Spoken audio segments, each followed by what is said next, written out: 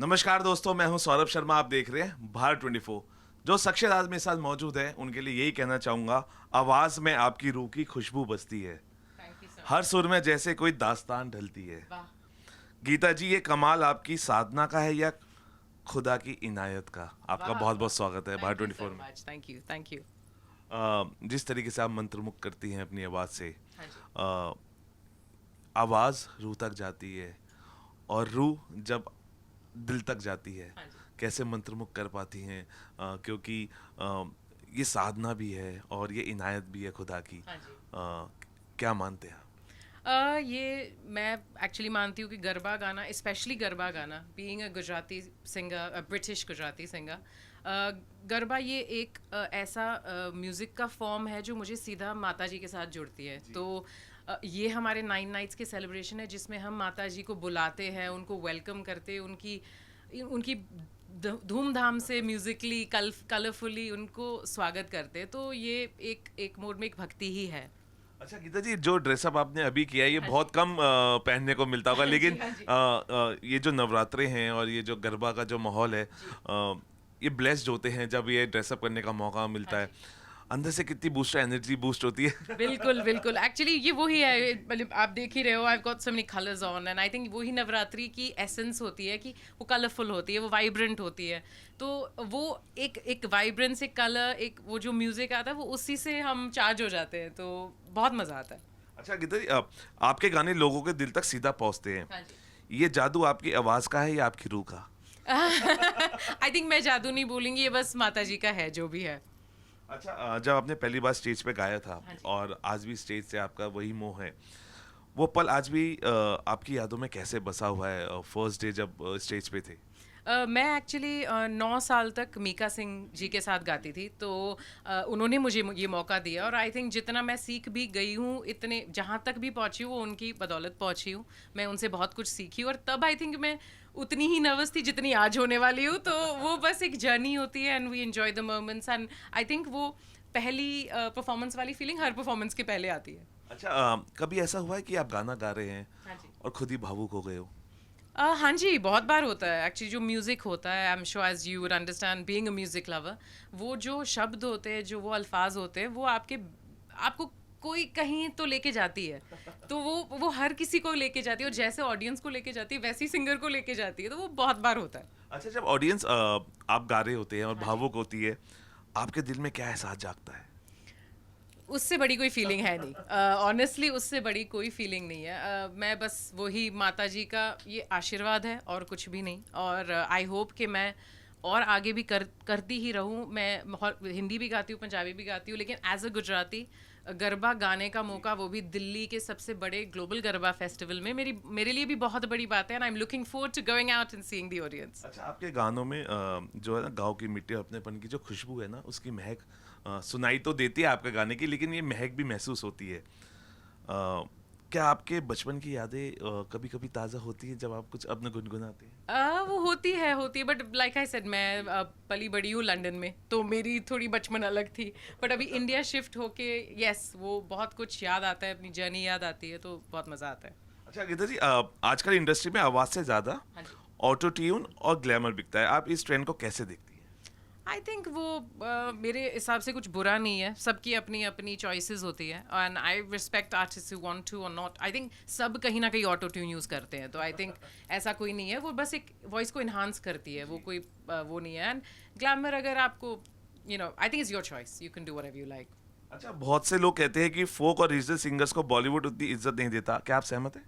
नहीं, बिल्कुल नहीं। I think folk singers Bollywood तक पहुंच ही रही हैं, मतलब बहुत सारे सिंगर्स बॉलीवुड में है जो फोक सिंगर्स हैं। तो आई थिंक नहीं, मैं सहमत नहीं हूँ। ये होते ही हैं सारे। I think in fact 50-60% singers folk singers ही है बॉलीवुड में। अगर आप सिंगर नहीं होते हाँ जी। तो आज गीता जी क्या कर रही होती? गीता जी पहले सिंगर से पहले एक हेज फंड एनालिस्ट थी, तो मैं ट्रेडिंग करती थी। तो मैंने सीधा यू टर्न लिया। अच्छा, ऑडियंस को सबसे बेस्ट तरीका जोड़ने का, बिकॉज जब आप स्टेज पे चढ़ती हैं, लाखों आंखें, नजरें किसी उम्मीद से आपको देख रही होती हैं। वो उम्मीद होती है कि आज कौन सा एंटरटेनमेंट सुनने को मिलेगा गाना, और किस तरीके से हम इंजॉय करेंगे। उन लाखों हजारों आंखों के सामने दो नजरें आंखों की आपकी भी होती है, कैसे देखते हैं, कैसे कनेक्ट कर पाती हैं? आई थिंक कनेक्ट तभी होता है जब आप उनको दिल से इज्जत दो। वो आपको इतनी मेहनत से इतने अपने पैसे स्पेंड करके आपको मिलने आ रहे, आपको देखने आ रहे, इससे बड़ा कोई भगवान का आशीर्वाद है नहीं।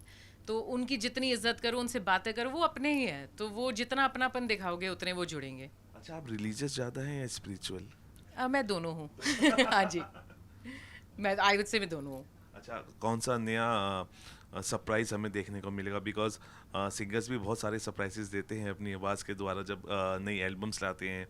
तो अभी कौन सा हम देख पाएंगे गाना या सुन पाएंगे? मेरा अभी एक गरबा आया है जो गुजरात में रिलीज़ हुआ है, जो काफ़ी अच्छा चल रहा है। और मेरे 2 पिछले गाने भी गुजरात के दोनों सिंगर्स राज गढ़वी और उमेश बारोट के साथ आए, वो भी काफ़ी अच्छे चल रहे हैं। और आगे भी ऐसे ही पॉप गाने करती जाऊंगी, रिलीजियस गाने भी करती जाऊंगी, बस म्यूज़िक बनाती जाऊंगी। अच्छा, आखिरी 2 सवाल। क्योंकि इंडिपेंडेंट आर्टिस्ट को कैसे देख रहे हैं? अभी हमने देखा है कि चलन अभी कॉन्सर्ट्स का जो अभी कम था, अभी बहुत देखा जा रहा है। एपी डिलन भी अभी नवंबर में आ रहे हैं, दिसंबर में पूरा फुल ऑन कॉन्सर्ट्स का माहौल देखने को मिलेगा।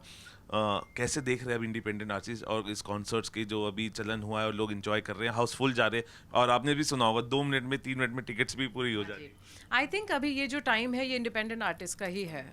हमारे लिए, हमारे पास इतने मीडियम्स है जिससे हम खुद अपने चॉइस के गाने अपने लिसनर्स तक पहुंचा सकते हैं without any need of any big companies. Not that I am saying there is anything wrong with any big companies, they are also brilliant in their own way, but for people who can't get connected to those big companies, तो उनके साथ उनके लिए ये best time है।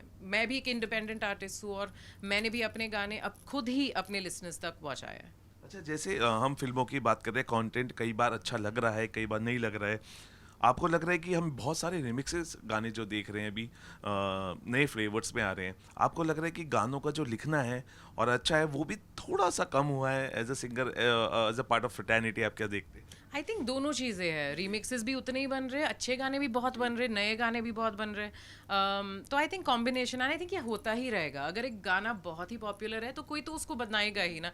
Folk music का भी वही है, हम वो ट्यून बहुत ही सारे अलग वेज में प्रेजेंट करते, तो आई थिंक ये होता ही जाएगा। ये तो अच्छा, सिंगर्स को कहते हैं ना कि कई बार वो पे नहीं मिल पाता है या वो नाम नहीं आ पाता है, और गाने चोरी के भी बहुत सारी चीज़ें अभी हमने देखी। लेकिन आपको कभी लगा कि टैलेंट तो कहीं नहीं चुरा सकता, कोई गाना चुरा तो ले, कोई बात नहीं, लेकिन फिर भी as a part of Bollywood fraternity, singers fraternity, कैसे देखते हैं आप कि नहीं, आई थिंक मुझे, मतलब ऑनेस्टली मुझे लगता है कि अभी फ्रेटर्निटी अच्छी ही डायरेक्शन में जा रही है, तो मैं काफ़ी खुश हूँ। और मैं रीजनल सिंगर भी हूँ, मैं हिंदी गाने भी गाती हूँ, मैंने पंजाबी गाने भी गाए।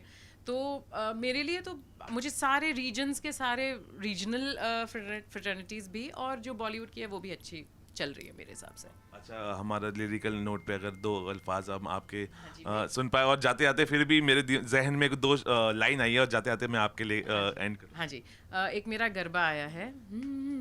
माड़ी तारो गरबो रे घूम तो अखिल ब्रह्मांड माँ, घूम तो चाचर चौक रम तो अखिल ब्रह्मांड माँ, माड़ी तारो गरबो रे घूम तो अखिल ब्रह्मांड माँ।